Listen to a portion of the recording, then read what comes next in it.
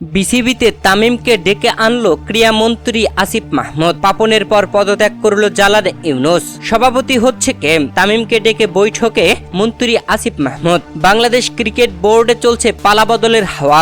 ইতিমধ্যে পদত্যাগ করেছে জালাল ইউনুস। নাজমুল হাসানের ক্রিকেট বোর্ডে তিনি ক্রিকেট পরিচালনা প্রধানের দায়িত্বে ছিলেন। জালাল তার পদত্যাগপত্র জাতীয় ক্রীড়া পরিষদ এনএসসি-তে পাঠিয়ে দিয়েছেন। এছাড়া আরেক পরিচালক আহমেদ সাজ্জাদুল আলমকেও পদত্যাগ করতে বলা হয়েছে এনএসসি থেকে। তারা দুজনেই বিসিবিতে এনএসসি মনোনীত পরিচালক ছিলেন।